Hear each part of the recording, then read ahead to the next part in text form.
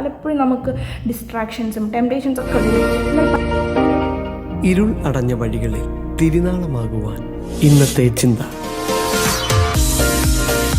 അതിപരിശുദ്ധമായ നാമം വാഴ്ത്തപ്പെടുമാറാകട്ടെ. എന്നെ കേൾക്കുന്ന എല്ലാവർക്കും യേശുക്രിസ്തുവിന്റെ നാമത്തിൽ എൻ്റെ സ്നേഹവന്ദനത്തെ അറിയിക്കുന്നു. ഇന്ന് നമ്മൾ ദൈവത്തിൽ ആശ്രയിച്ചുകൊണ്ട് ഇന്ന് അടിയൻ ഷെയർ ചെയ്യാൻ ആഗ്രഹിക്കുന്നത് കൊലോസ്യർ 4-ാം അധ്യായത്തിൽ നിന്നാണ്. ഇതിൽ 2 മുതൽ 6 വരെയുള്ള വാക്യങ്ങളാണ് കൂടുതലായി ഇന്ന് നമ്മൾ ചിന്തിക്കുവാൻ പോകുന്നത്. അപ്പോൾ ഇതിൽ പറയുന്ന ഒരു 4-5 കാര്യങ്ങളുണ്ട്, നമ്മുടെ ജീവിതത്തിൽ അപ്ലൈ ചെയ്യേണ്ട 4-5 കാര്യങ്ങൾ. ഒന്ന്, ഇവിടെ പൗലോസ് പ്രാർത്ഥനാ ജീവിതത്തിന് വേണ്ടി നമ്മളെ എൻകറേജ് ചെയ്യണം.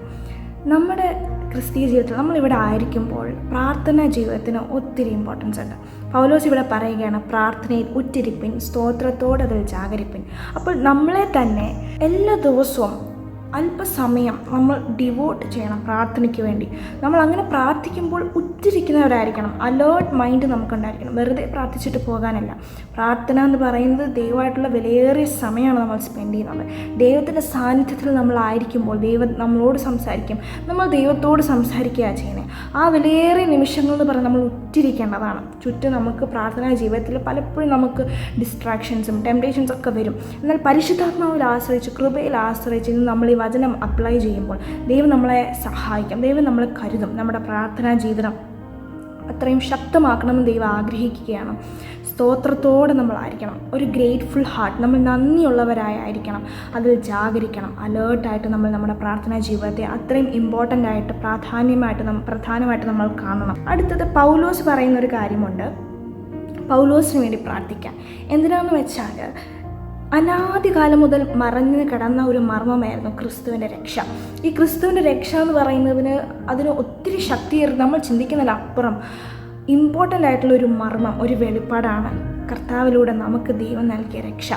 നമ്മുടെ പാപങ്ങളൊക്കെ അതിനുവേണ്ടി ക്രിസ്തു മരിച്ചുവെന്നും ക്രിസ്തുവിൻ്റെ യാഗത്തിലൂടെ പാപങ്ങളൊക്കെ കഴുകപ്പെടുമെന്നും, അവൻ മരിച്ചു, അടക്കപ്പെട്ടു, ഉയർത്തെഴുന്നേറ്റെന്ന് വിശ്വസിക്കുമ്പോൾ നമ്മൾ പുതുജീവിതത്തിലേക്ക്, പുതിയ പ്രവൃത്തികളിലേക്ക്, ദൈവത്തിന് ഹിതപ്രകാരം ജീവിക്കേണ്ടതിനേക്ക് ദൈവം നമ്മളെ അതിലേക്ക് വീണ്ടെടുക്കുന്നതുമൊക്കെ ഈ ഒരു രക്ഷ എന്ന് പറയുന്നത് അതൊരു വലിയ ആഴങ്ങളുള്ള ശക്തിയേറിയതായൊരു വെളിപ്പാടാണ്.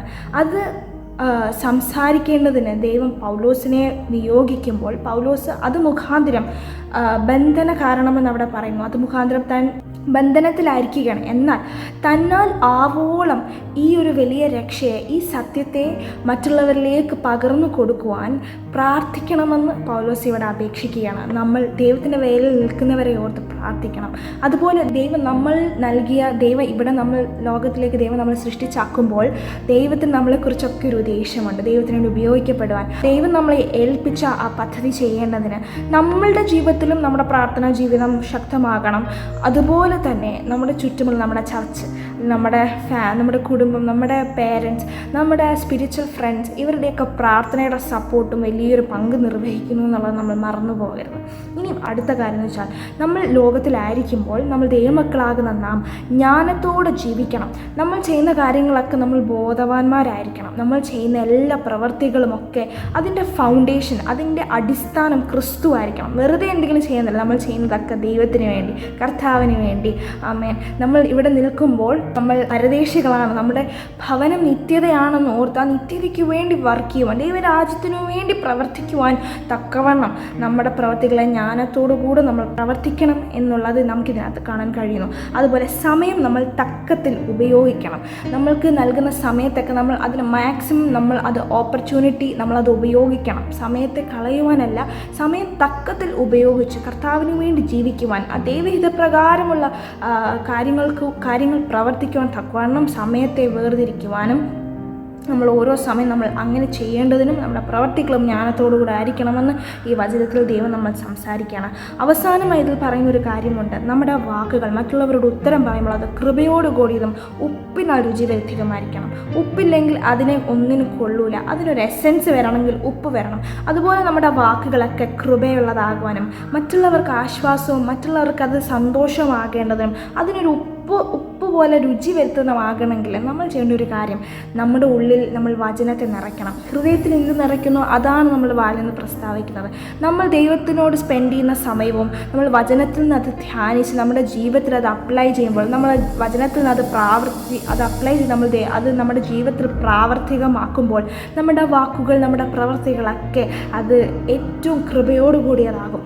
നമ്മുടെ പ്രാർത്ഥനാ ജീവിതം, നമ്മുടെ വചന ധ്യാനം, നമ്മുടെ ജീവിതം ഒക്കെ നമ്മൾ ഇന്ന് ഈ വചനത്തിൽ കേട്ടതുപോലെ ആയിത്തീരുവാൻ ദൈവം നമ്മളെ എല്ലാവരെയും സഹായിക്കട്ടെ എന്ന് പറഞ്ഞുകൊണ്ട് ഞാൻ എൻ്റെ വാക്കുകൾ